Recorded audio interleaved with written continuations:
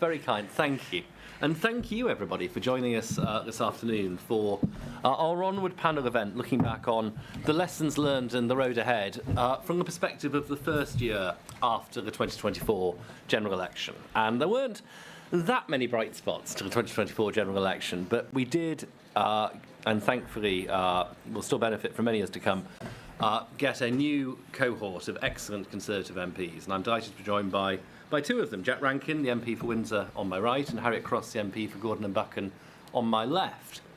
And I'm also delighted we're joined this afternoon by my predecessor, Seb Payne, the erstwhile director of Onward and now leader writer at The Times. And Seb takes a keen interest in all matters parliamentary in Westminster and will obviously bring invaluable wider perspective to the discussion we're going to have today.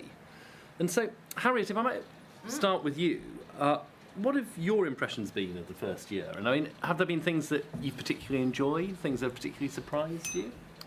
I think the best way, which you always learn in hindsight after it's been the first year, to get through Parliament either daily, weekly, or monthly is expect the unexpected. Like there is no way you could have sat me down a year, 15 months ago, and asked me to write down what being an MP would be like, and I would have been even 10% right. Things hit you very quickly. Normally, I go in with the best of intentions to get quite a lot of work done, and I end up opening my laptop at 6 p.m. So there is no way of predicting what's going to happen. So you have to be fine and relaxed with the unexpected, or with not being in control of what you're doing. I mean, you can absolutely do what's coming your way the best you can, but winging it is a little bit of game. You do have to get used to learning as you go along and picking things up quickly. But to be honest, like that's part of the challenge, that's part of the fun. And like, if it was all very predictable, and if it was all very straight and narrow down the line, firstly, I think it would be even more difficult to get the public engaged with politics. But also, it's that dynamic side which actually sort of separates out the wheat from the chaff. It's the ones who can actually adapt to see where things are going and how to do it, and especially when you're in opposition, to see the opportunity and run with it. And that's, I think, as I certainly am going through sort of this first year into the second year, that's where I see the opportunity. And that's the only thing that you learn through experience. And as I say, 18 months ago or 15 months ago, I would have just been like, oh, you just turn up on a Monday morning and then you do your work and then you go home on a Thursday and you're like, that's not quite right. So yeah, there's no job description. I think that's probably the top line of this job. There is no job description. And then you can't come disappointed. And Jack, how difficult was it entering Parliament last year? Because obviously it's fantastic to be elected. You're personally proud and delighted, and you've got every right to be.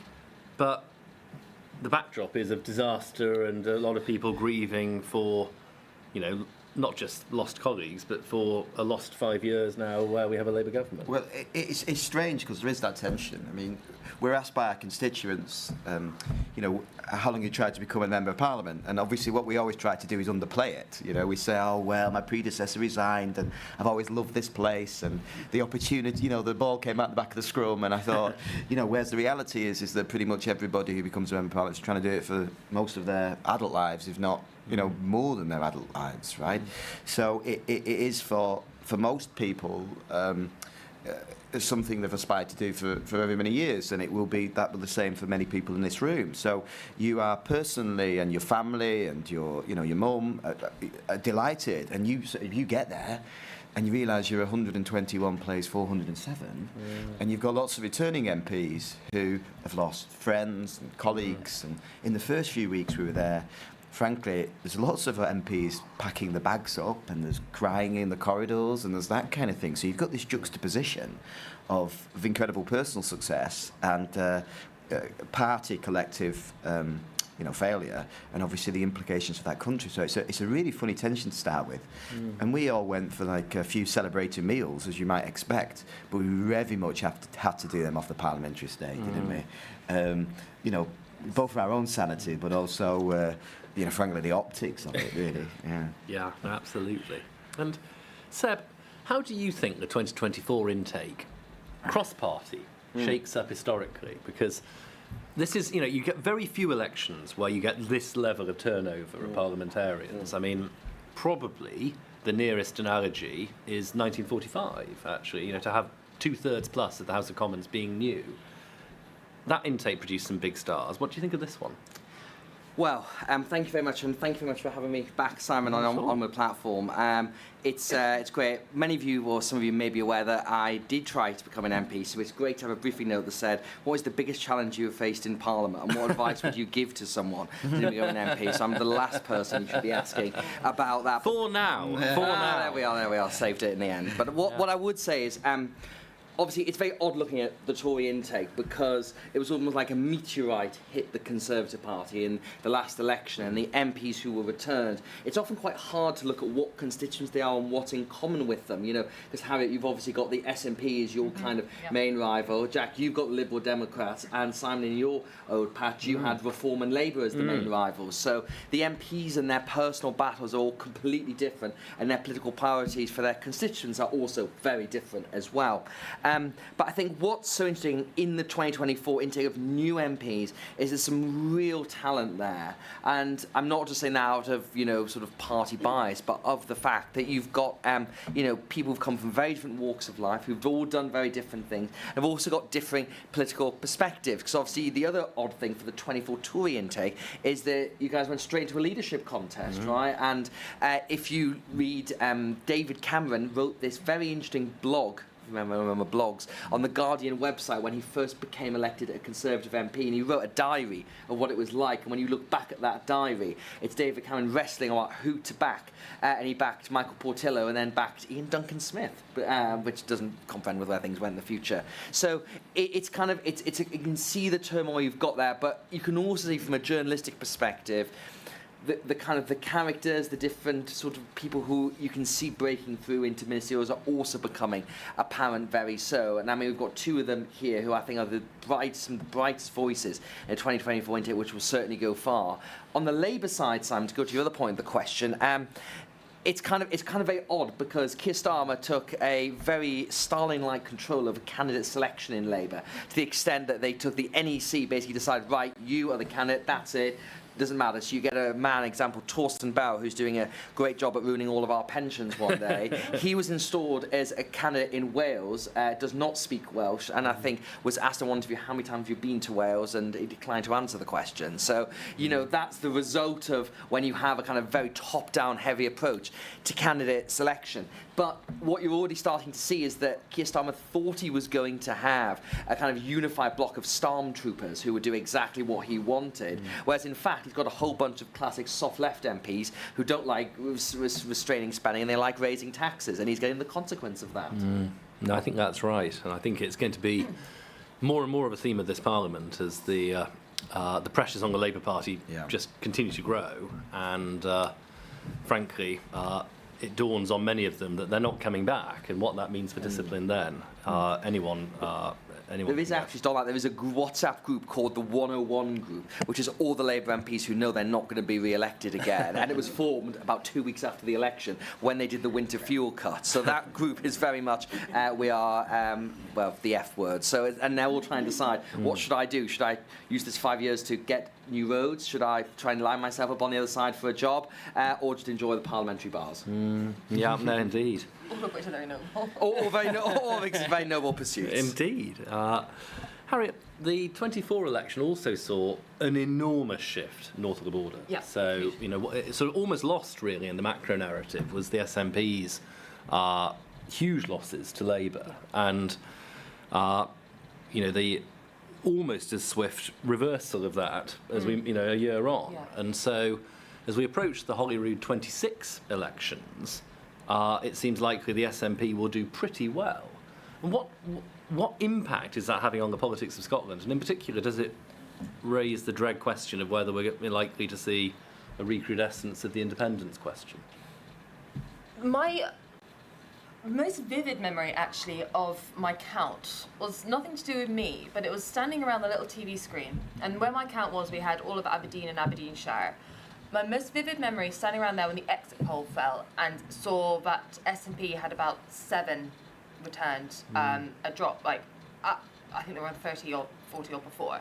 And Stephen Flynn, he of SNP fame, was not so far from me, and I've never seen someone's face drain of colour that quickly. And that is my abiding memory of that night. The SNP's rule over Scotland seemed to have broken on the 4th of July last year, and we of unionist persuasion and other rejoiced. It was, no matter what happened to us that night, which was horrendous, the fact that the SNP had been decimated in Scotland that night, it felt like we had just been lifted and cuffs had been lifted off, and Scotland actually had an opportunity to do something else, to talk about something else. And yes, okay, it was never going to be, or certainly then, sure it might not be in May, it was never going to be a Conservative administration in Holyrood, but it just allowed the agenda to get moved on. It allowed us to actually view politics in Scotland differently. And with winter fuel, with other decisions that Labour made within these last 15 months, the reversal is back to where we were. SNP now look like they're going back into another term in Holyrood. That would be, they've had 18 years already, so they're going to go well over 20 years. And they have delivered the full sum of zero for Scotland, negative in most ways. NHS, there's 1 in 6 adults in Scotland on a waiting list. School standards used to be one of the best in the world. Certainly Europe has now plummeted. We've got the highest drug death in Scotland in Europe for the last 7 years in a row. Investment in infrastructure is failing. Our local authorities are underfunded to the extent where we're cutting more or less vital services now just to keep afloat. Scotland is managed so poorly, but it is rewarded, the SNP are rewarded again and again and again because of the independence question. We are a multi-party electorate in Scotland, but there is one thing that rules the election, and that's independence. So in most constituencies, I think there's maybe 2, which are 3-party. In most constituencies, it's SNP versus the anti-SNP, and that's normally the unionist vote. So it's either Conservatives or Labour, and it's not a pact, but it is, you know in that seat that one other party would be against them. And that's the way it was looking until recently. So independence, I mean, John Swinney, who's the Scottish First Minister, he's already talking about, this next election, it's once in a lifetime opportunity to get independence back on the table, as if we haven't heard that for the last 18 years. And what that does is it completely chokes off any opportunity to actually hold the SNP to account for anything at all. It is the one thing, it's their default. They know it's their comfort zone, and they know that they have, on polls, between 45 and 50% of the vote will always support independence, depending on which poll is asked. It's a huge safety blanket, and it's a huge disadvantage to Scotland. And that is the impact. That was the opportunity we had last July when Labour stormed Scotland. They did. It was incredible. They went from 1 MP/2 because they got one in the by-election to, I don't know how many, they've got 40 odd in Scotland, 30 odd, to now where they've plummeted back down again. And there's a huge amount of just disappointment in Scotland, but we're just back to where we are again, and back to where we are again. And how we move on from that, and how we move Scotland on for that. Because although Scotland is Scotland, but a strong Scotland is vital to a strong UK. And that's why I'm an MP. That's because I fully believe in Scotland's place in the UK. And I think that we can deliver so much for the UK, and we're not being able to because of the way Scotland's being managed by the SNP. What does realistic success look like for the Scottish Conservatives next year? Because obviously this is going to be a difficult cycle. There's not much point pretending otherwise. Probably less difficult than the Welsh Conservatives, I think, based on the polling. But what would you say was an acceptable night at this stage? So there's a running joke, but probably reality in Scottish Conservatives that we are always written off, always. And we sort of wear that as a badge of honour. 2016, we weren't expected to be official opposition, we were. 2021, people had us down in 3rd, maybe 4th, we came back as official opposition, retaining the same number of seats as we had in 2016. Yeah. We are good at being the underdog. We are good at fighting back, and we're good at making our case. This year is going to be difficult. I think you'll struggle to find anyone who thinks that we'll keep the number of MSPs we have. I would love to sit here and say that we'll keep being official opposition. We can absolutely strive for it and drive for it, and I think Scotland will be stronger for it.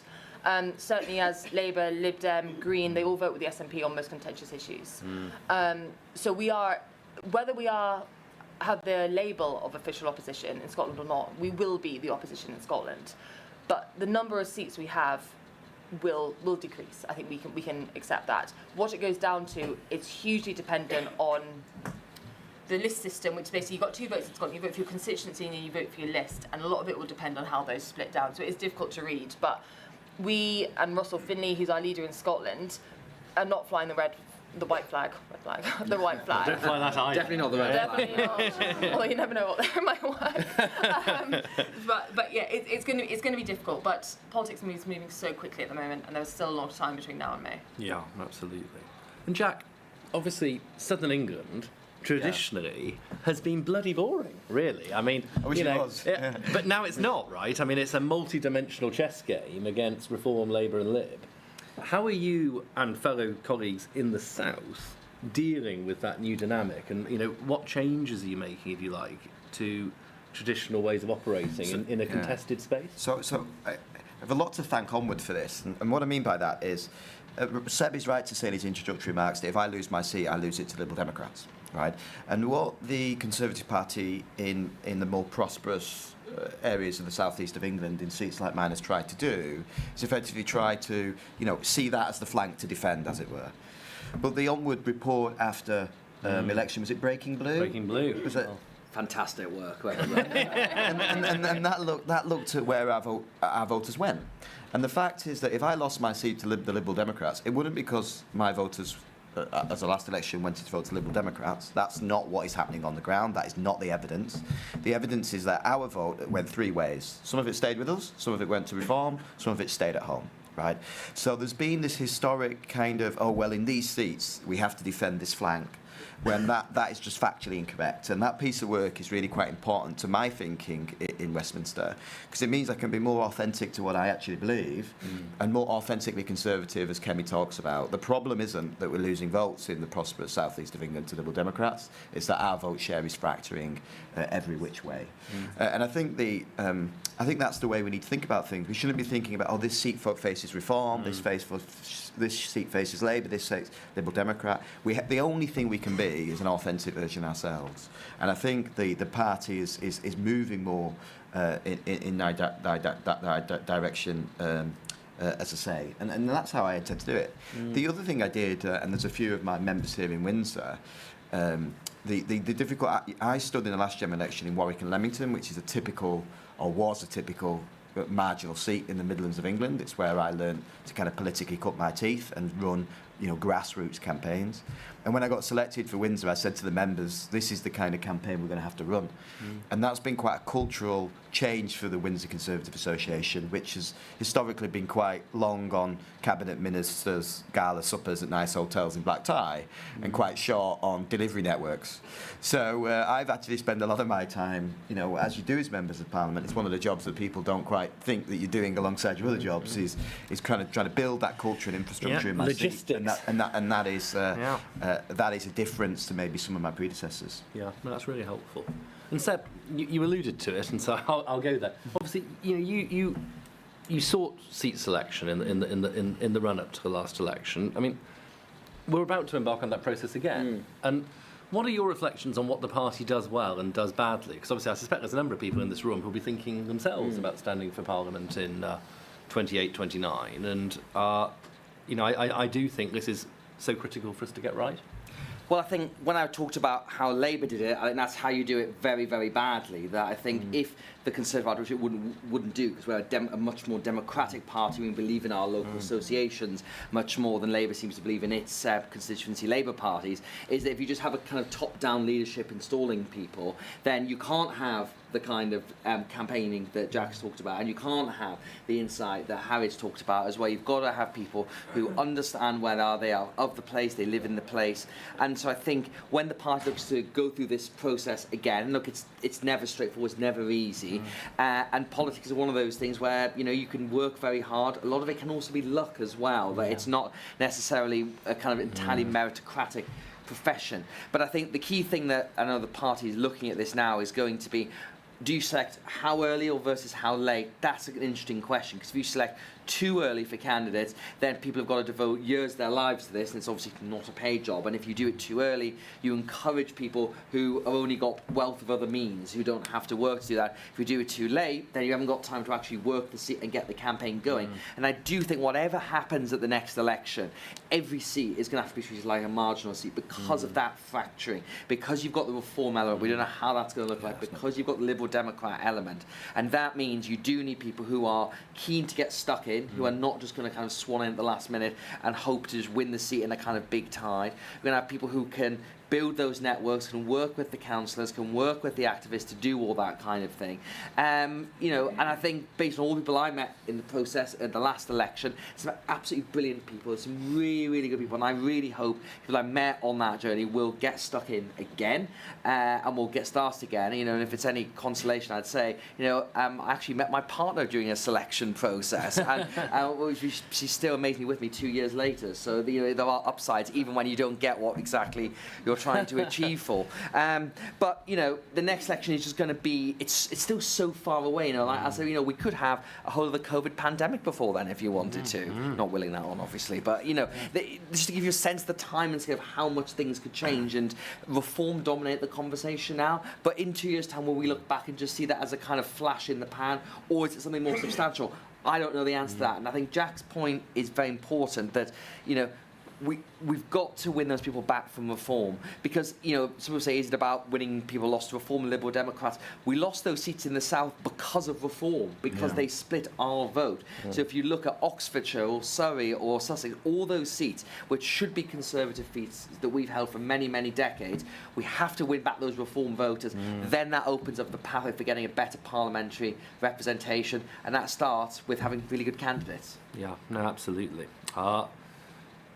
Harriet and Jack, how do you make scrutiny work in a parliament where, obviously, we can't really win many votes, right? I mean, we're not in a numerical position where we can change outcomes very often.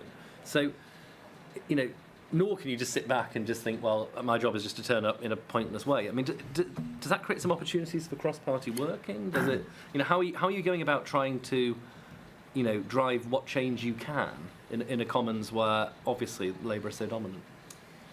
Yeah, two things. I think, as Seb touched on earlier, Labour are going to struggle more and more when they try to do things with their backbenchers now.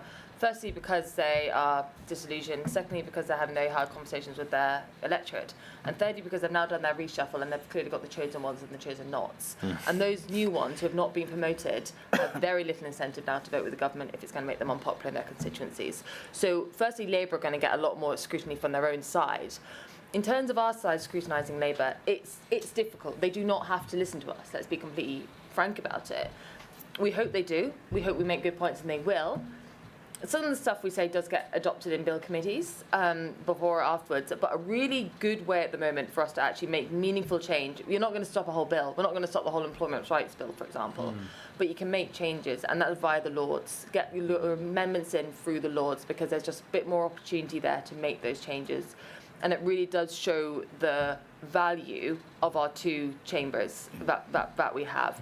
So a great example of this is in the GB Energy Bill, the clause that got added in the Lords banning slave labour in the supply chains. Labour were more than happy to have slave labour fuelling GB Energy. We tried to amend it in the Commons, making sure that Chinese Uyghur Muslims weren't, we weren't buying solar panels off their backs. We weren't able to do that. It came through the Lords, came through twice, and finally Labour, they didn't accept the Lord Amendment, but they put it in themselves because they got that pressure and they got the media pressure behind it, and they felt impelled that way. So we need to use other, not necessarily just the voting chamber, but other ways to actually just make changes happen, because otherwise, as you say, we'll just walk through vote after vote and we'll just lose by various multiples of 100. Yeah. I just tried to paint a story of what it's like being a member of Parliament. You know, you can meet... you know, at 9 o'clock, you can meet mothers who've lost children in maternity wards in your constituency, have really difficult personal conversations with them, and then try to talk about, you know, reform to maternity. Then at 10 o'clock, you can have a meeting with Airbus about keeping sovereign capability of satellites being launched. You can then have a briefing with Lord Wolfson about ECHR reform. You know, you can then have go to a tobacco and vapes bill committee to talk about public health, and then you might be in the afternoon scrutinising planning legislation. I refer to a lot of it as trying to suck up a swimming pool with a straw. There's absolutely no way that you can develop any kind of in-depth expertise in all these all these things during a day. That's just impossible for any person. And then on top of that, as well as kind of being legislators and holding the executive to account, as I mentioned, we have to be leaders of the party in our constituency. We're expected by our constituents, whether we like it or not, and I don't think it's good for our governance, to be a super councillor locally. That's often what it takes to fight Liberal Democrats. We're expected to be local mayor. We're expected there if a new school opens a wing of its, we're expected to be there at the ribbon cutting, whether people like it or not. And then we've got, frankly, the work rebuilding our party, right? We've got 6 or 7 different jobs. And then we can be pulled through a lobby in the evening after trying to do all those jobs. And sometimes we don't even know what piece of legislation we're voting on, never mind what the amendment is that we're putting our name to, right? And so the quality of legislation coming out of the House of Commons is dire, right? So Harriet is right to say that the Lords do a lot of the going through legislation in detail to make sure that it does what it says on the tin. But we are 119 place 407. So to your point, Simon, we don't make much of a difference in that sense. So where do we make a difference? Well, I think we have to be much more guerrilla about our politics. I think one of the biggest wins we've had at Parliamentary Party is forcing the government onto the grooming gangs inquiry. That was incredibly important, I think, for our country. It is one of the most disgraceful things that's happened in this country over decades, and it was covered up systematically by arms of the state. Almost every arm of the state did this. And how did we affect that change? We never won a vote in the House of Commons on it. We created public pressure politically outside the House of Commons, on social media, in the media, in the country. So I think we need to, I think we focus too much on, we tried to get some Labour rebels to rebel on this bill and we lost that vote by 270 rather than 290, but there's some comment pieces being written that says the fracturing. We should be focused, in my view, much more on that kind of guerrilla politics, which I think plays in the country. You could argue we did that on winter fuel as well. I think that was a wider civic society thing, but I think we played our part. I think that's where we get real scrutiny of government. I don't think the chamber of the House of Commons is where that's going to happen. That's a really interesting observation, because I just have no experience personally of operating in those circumstances. Before I open it up to the floor, I thought I'd ask which current parliamentarian each of you admire the most, and it can be from any party, and why. Seb? Oh, thanks for putting me first. I mean, this sounds very bad because you're signalling out anyone who don't. I think first of all, I think I would obviously say Harry and Jack because they're sitting right beside me. But no, hang on a minute. I just want to get that out of the way first. But I would say one person I think has been very good is Katie Lamb, who is the MP for Weald of Kent, who stood up and made a very brave speech on grooming gangs, and she got absolutely heckled to high heaven by the Liberal Democrats and by Jess Phillips, the government minister, about this. And I think that took real bravery to stand up and say a lot of things that we all know are true about the grooming gang scandal, and we're not so willing to do that. So I think being able to use the Commons as a platform for those crucial moments of debate, that is important. I do take, just briefly on Jack's point, that you've got to be guerrilla about this. That, every day, every single Conservative MP should be waking up and thinking, how can I punch that bruise that government, and how can I make this a bad day for the government? That's just basic day-to-day tactics, and it's hard, it's relentless, but that's the only way you've got to do it, to then start to build up some sense that, if people are disaffected with government, which they are, then it gives them, before they listen to us, you've got to do that before that. Yeah, well, I think Katie's a good shout. Because I think the aim of politics is to shift the Overton window, really, isn't it? If the idea of a politician is just to climb the ladder as far as possible, but politics just keeps in the same, vague zone, then effectively all we have done is fill office. We've not changed the country. And my view is that the country is desperately off course, and it needs us to pull it in the right direction. So on grooming gangs, Katie was actually there. I don't know how popular this will be, but Rupert Lowe has significantly pulled the Overton window when it comes to immigration and deportation, and he says stuff which is fruitier than my views and my language, but he's giving in a sense the Conservative Party licence to move into certain space. I think he's doing that somewhat as partly, a lot of it he believes it, but he's also aware that he's in a position where he can do that. Another group I have been impressed by, actually, is the Labour Growth Group. They're a group of, the Labour... Seb kind of didn't quite say this explicitly, but if you talk about the intakes in 2024, I think our intake, if I might say so, and obviously with a vested interest, is a decent calibre. The Labour 2024 intake largely is dross. There are a few committed guys on the Labour growth group who are pro house building. They're pro getting down the marginal rate of tax on work. They're not our politics, but they're trying to pull the Labour Party in that direction. There's some impressive young faces in there, and I think they are, in a different kind of way, pulling the Overton window as well. They're Starmer's biggest headache as well at the moment. They are, yeah. Because you've got this tension in our politics of politics is a team game, right? But you've also got to be a little bit of a nuisance, else you're just lobby fodder, right? So you've always got this tension. Just a little bit of a nuisance. And Harriet, finally. I'll keep mine very brief and probably two names which I hope are familiar, but probably not. Certainly, I'm going to just move away from the new intake because we've covered those. Firstly, with my very proud Scottish hat on, David Mundell. He was first elected 20 years ago. He was for a long time our only MP in Scotland, and he very much flew the flag for conservatism in Scotland. I think we'd be in a much lesser place in Scotland now if we hadn't had David for all those years, and that's in many walks of life in Scotland, both in Holyrood and in Westminster, and David's done a great job at that. And another who was a minister for us in the last government and has now properly thrown himself into being a backbencher, and if you ever got free time or attention span, if Graham Stewart's ever talking from the back benches, listen to Graham Stewart. We can all learn a lot from how he speaks. He talks a lot of sense and says it very human. And I think we all need to remember to be human sometime. And I certainly, if I know Graham's about to stand up, I certainly try and get to the chamber because I'm always going to learn something from Graham. Well, as Graham's former parliamentary researcher, I am very pleased to hear that. So, what a harmonious note for the panel to close phase one on and to open it up to all of you guys.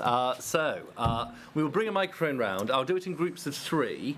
And then we'll hopefully get as many questions in as we can. So, gentleman at the back, and then seated, back row there, and then the lady with the blonde hair. Congratulations on getting elected. Now, you joined a group of existing Conservative politicians who must have been completely shell-shocked.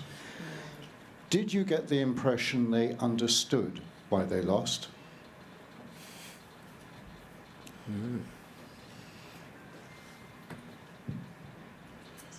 Hi, thanks very much for a very interesting talk. I want to ask about reform, the threat of reform, how we can take them on. And Jack, you were saying about how Low, for example, allows you to go where, create space where you perhaps weren't able to go before, but also how does the party differentiate ourselves from reform? Thanks. And actually, it's the lady in front of you, so. These are good questions. Hi, so I've got a part A and a part B.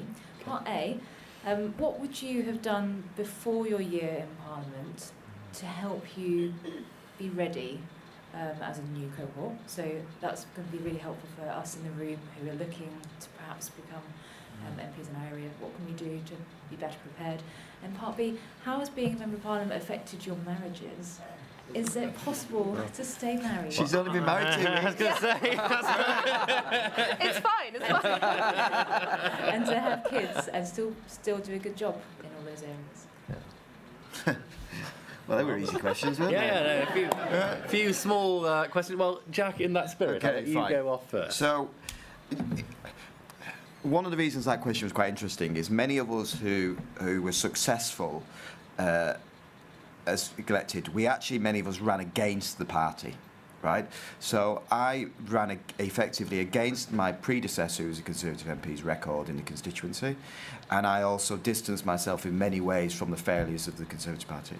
And I was running a they're going to win anyway strategy. Let's make sure we have an authentic Conservative opposition in place way before that became our strategy in the last couple of weeks. And I'm also kind of people forget this, 'cause I'm a member of Parliament now, but 18 months ago I was just an activist, right, in a sense, and I had the same frustrations that almost everybody in this room will have about what the Conservative Party were doing. So it was amazing to me that people couldn't see how far we were off course. And, I used to say, we let 1 million people into the country last year, we spent 47% of GDP, and every single public institution is playing, it calls June Pride Month. You know, why do people think the Conservative Party isn't in control?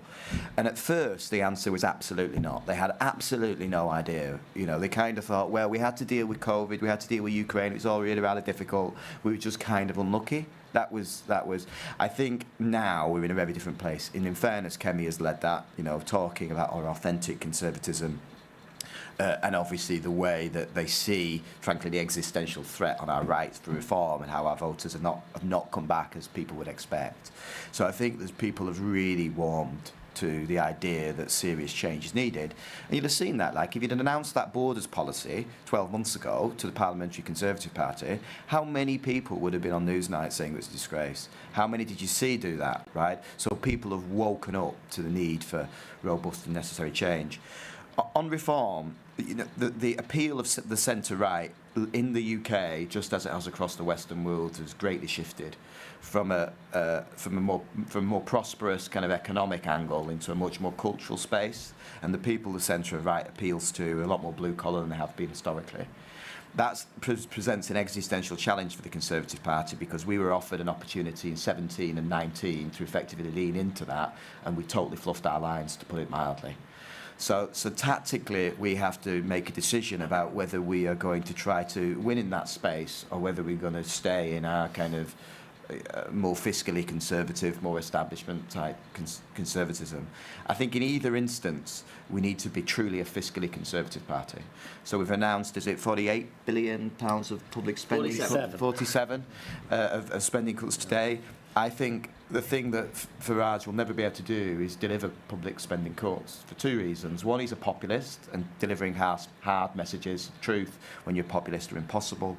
And the demographic cohorts of people he's going to go after, you know, are going to be impossible to do that. So I think we need to differentiate ourselves with reform on fiscal conservatism. I think that will be initially unpopular, but we are heading for a fiscal crisis in this country, and if we have authentically conservative answers that are founded in our values, that's a place that reform will not be able to meet us on.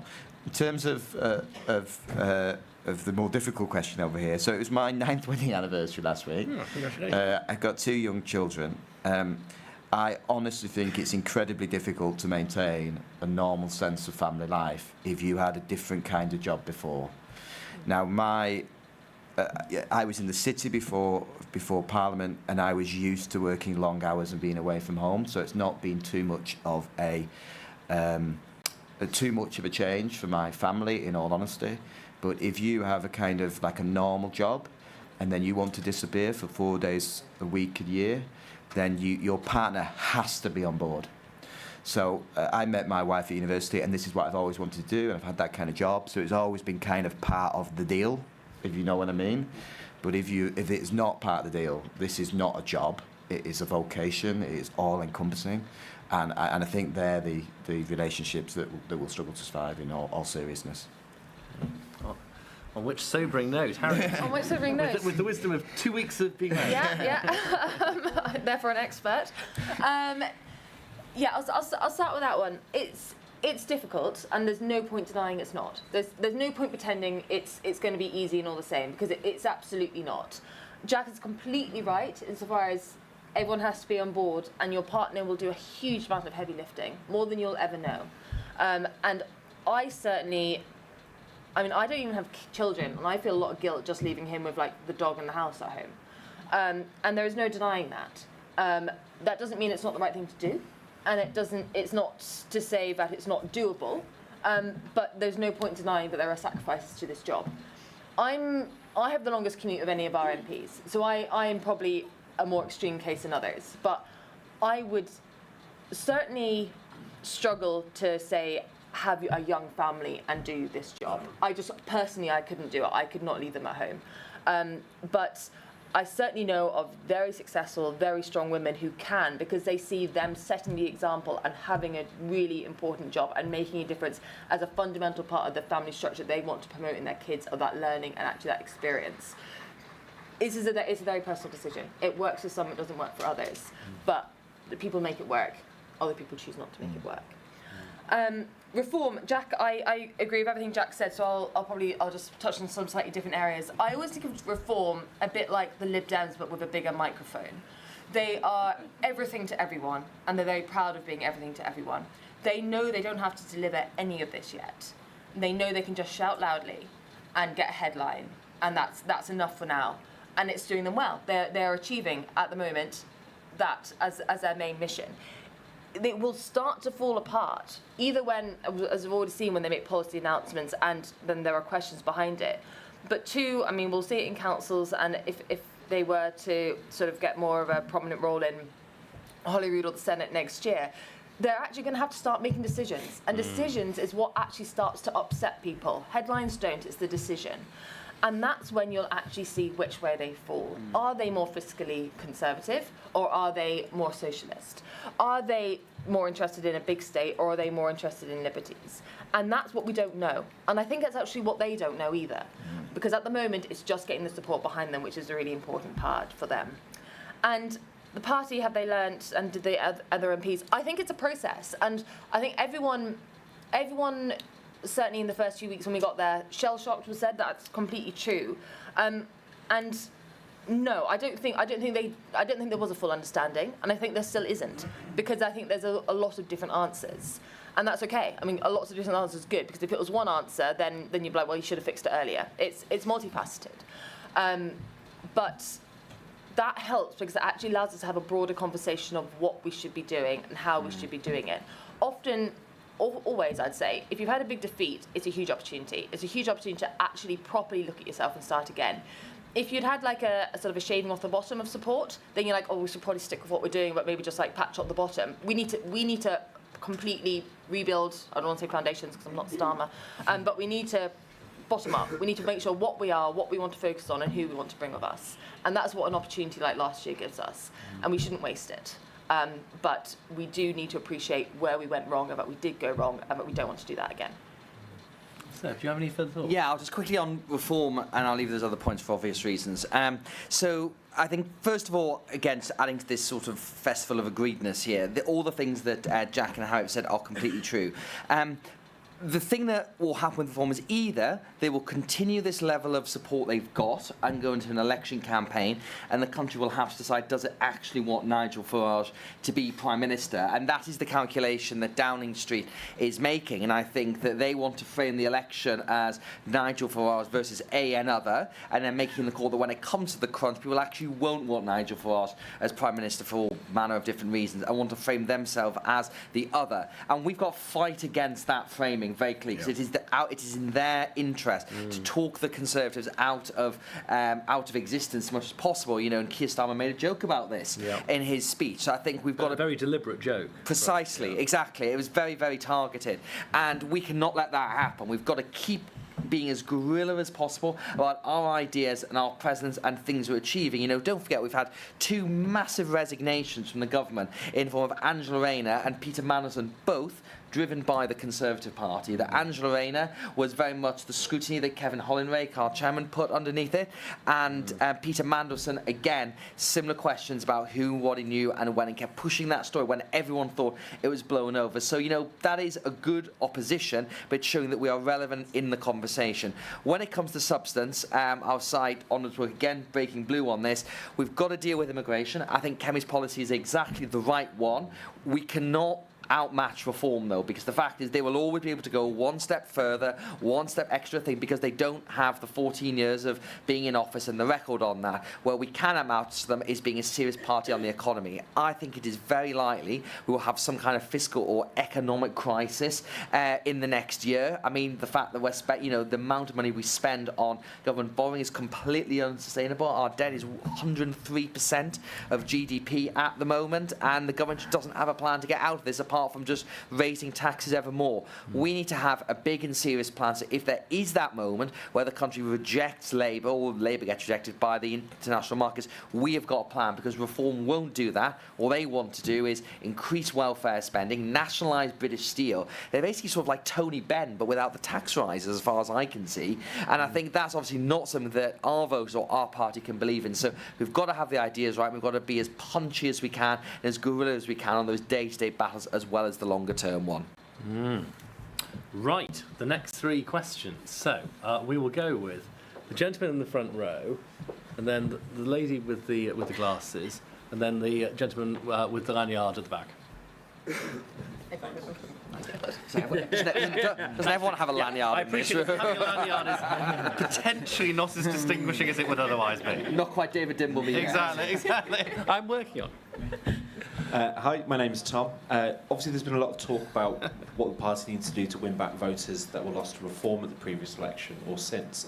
Are there any sort of categories of voters you think that Labour have lost since the election that the Conservative Party is well placed to take back?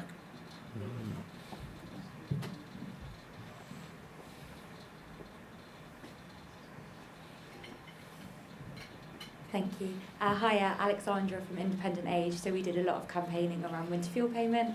I just wanted to know, very broad question and kind of getting you to help me with my job as a public affairs manager, but how can we better engage with all MPs? Is there anything in your time in Parliament that third sector organisations in particular have done really well or actually not done well and we should avoid doing? Thank you. Yes. I should have said the gentleman with the lovely tie. Rude. You've just offended the rest of the room there. Nothing else. Oh, God. 30 years ago. Where is our Tory social online? We need to have something that really is striking a presence online. I would suggest, given the era we live in. I don't see it. I see it within our own circles, but I don't see it widely out there, and then we need it to appeal to a wider audience. Okay. Well, 3 excellent questions, and this time, Seb, I'll let you lead off. To start with your question about who Labour have lost, the answer is Middle England. I mean, basically, if you look at the average mean voter in this country of their sort of their income and where they live, they are now have gone straight from Labour to Reform, and some of those are obviously people that we lost to Labour the last election as well. I mean, the thing that might be very interesting when it comes to next election is the development of your party or his and her party, depending if it's Jeremy Corbyn or Zara Sultana. But you've got that element and the Green Party as well. Now, what would be most helpful from the Conservative perspective if those two coalesced into a kind of much more left-wing force that splits the Labour votes. A lot of that would depend on the international situation, I think, and whether there is a ceasefire, whether the conflict in Gaza is still continuing there. But if that does happen, then you can see those people leaving Labour, and again, that splits their vote and has a sort of flip side of the Reform element to it as well. But I think, ultimately, we have to be very realistic in politics that you can't win everyone all the time, and I think that is a trap the party has fallen into, to saying we want to win for the whole nation. Well, we sort of do, but you have got to choose. That's the whole point of being in politics. And when it comes to electoral strategy, depending where the polls are, depending where the party is, I think the next election has got to have a very realistic strategy about who the people we are targeting, who are the most natural Conservatives. And Onward's done many work over the years about trying to appeal to younger voters. That's hugely important. But I mean, at the moment, I think if we just get our average voting age down for people who are still in active work, then that will be a really good thing. So I think it's 64 at the last election, and it was 57 at the election before that. So we've got to get that down. I mean, because if we just don't, then we're just not going to win anywhere. To your point, sir, about the socials, I mean, fundamentally, you've got to decide again where your votes on, who you're trying to target them. Twitter/X is very much a kind of elite level conversation of politicians and media all talking to each other and everyone thinking they're fantastically important, as someone who's on Twitter.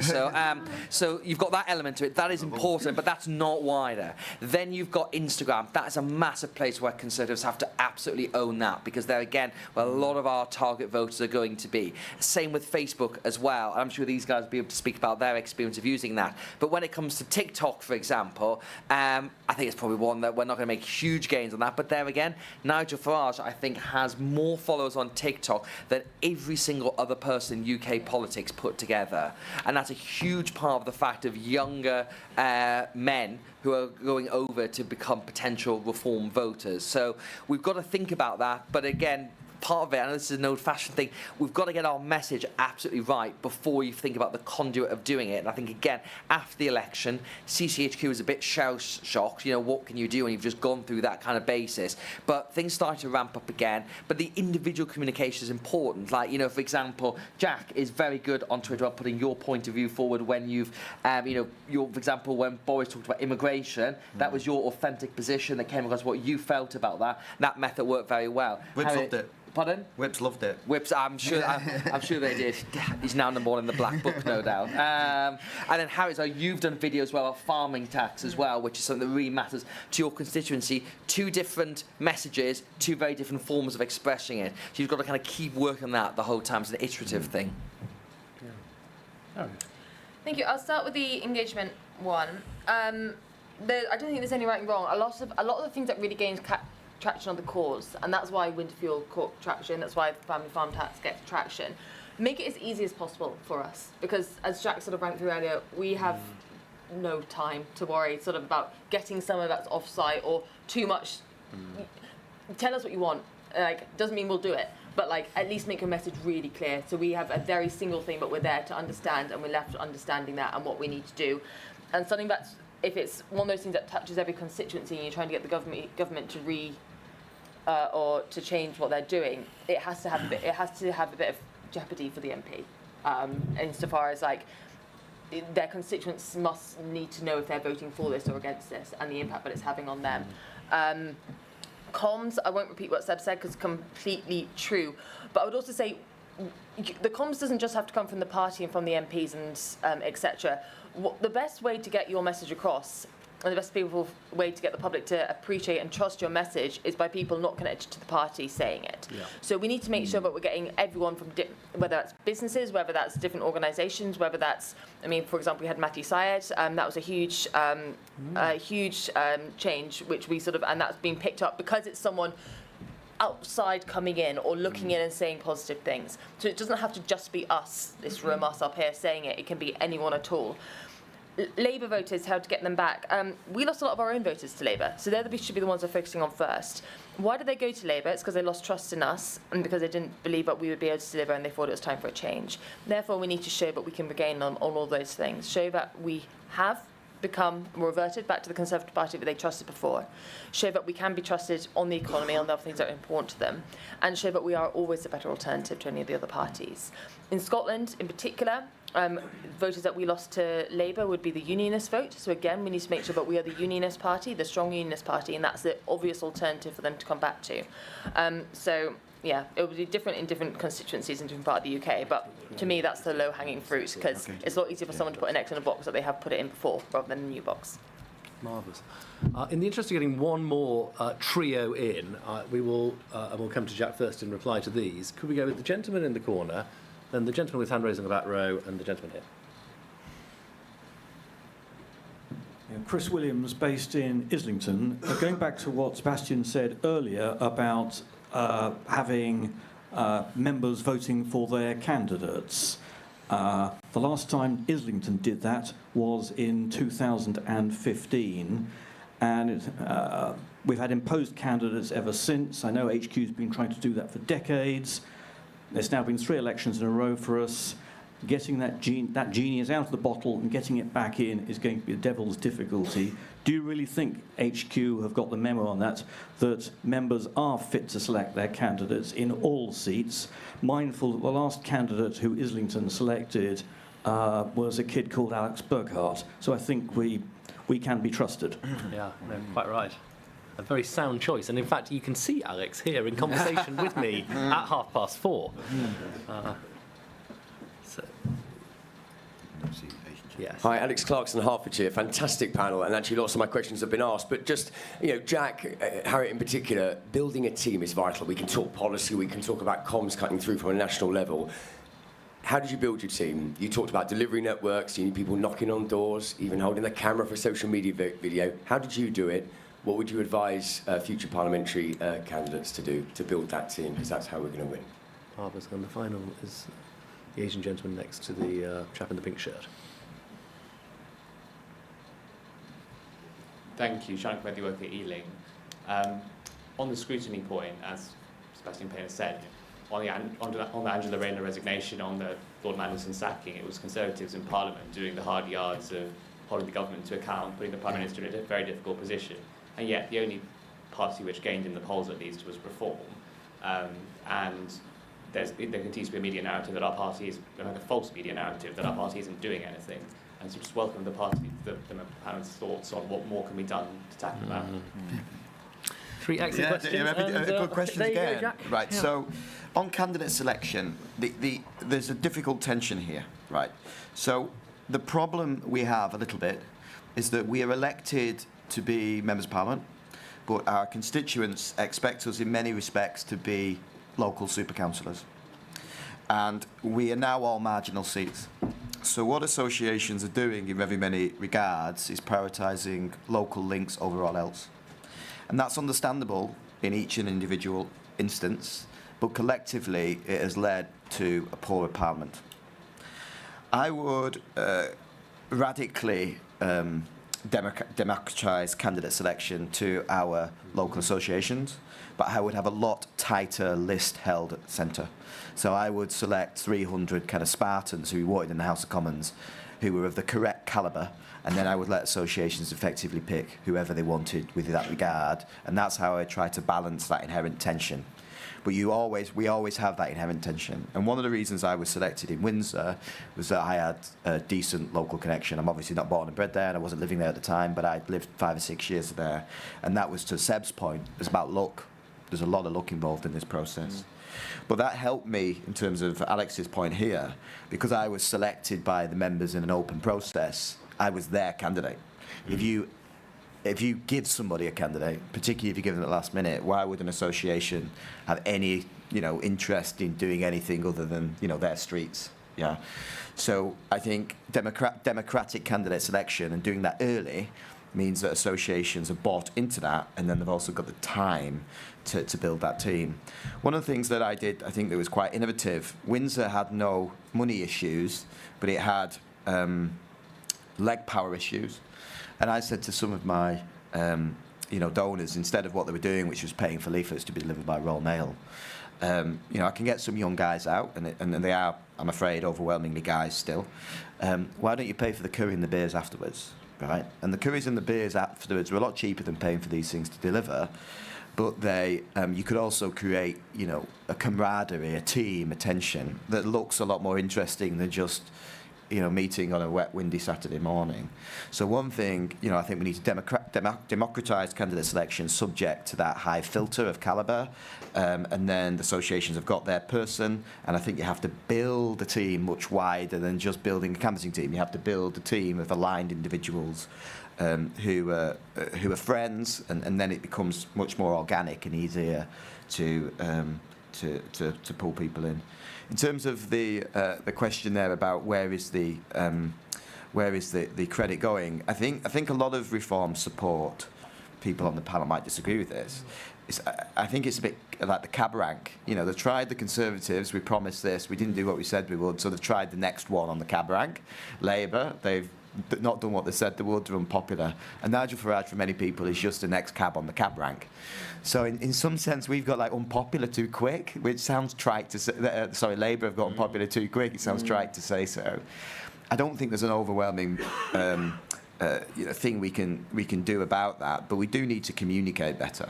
So to one of the questions in the last pack about online comms, we often seem to think that means getting people to pile into CCHQ stuff and like and comment on it. I don't think that is particularly that helpful.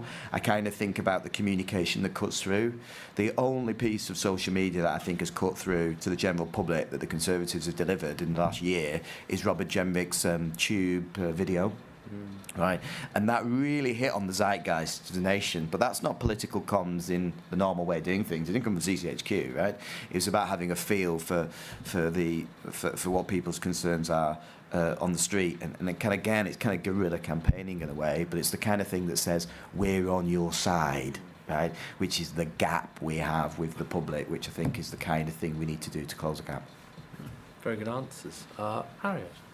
I mean, there were such good answers. I don't actually think I can add much to. We have 1 minute left. To a lot. by the Well, way, I should add. that's beneficial. Well, candidate selection and team building, as Jack said, answered that perfectly. So I'll skip over those. What can we do to get a hearing? We just have to insert ourselves into conversations. I think we have to not be too worried about having 100% of everything all the time. We're not in government. We don't have to present something as we would in government. But we have to make ourselves relevant. We have to make ourselves present. And we have to make it look as if something's missing if the Conservatives haven't commented on it. And we do that by just being omnipresent. We have to be everywhere. All of us have to be everywhere. Every sort of media there is. And you sort of just have to not take a no for an answer. Like if the media are interviewing reform, they're also going to interview us. That has to be the narrative. So there always has a Conservative voice. So it still keeps us in the conversation. We have to still be in the conversation. It does take time. It's not easy. We know that there is apathy still towards us. We have to own that, but we also have to work to get past it as well. So it's just being present, saying, and just making sure that we're there all the time. Well, I think that feels like a very appropriate note on which to conclude this. If there's a theme of this week, it's turning up, being present, not losing our nerve, I think. And that's a positive note on which to end. I think the panel have been fantastic. Can we please have a warm round of applause? Thank you very sincerely. That's great. Good. Thank you very much.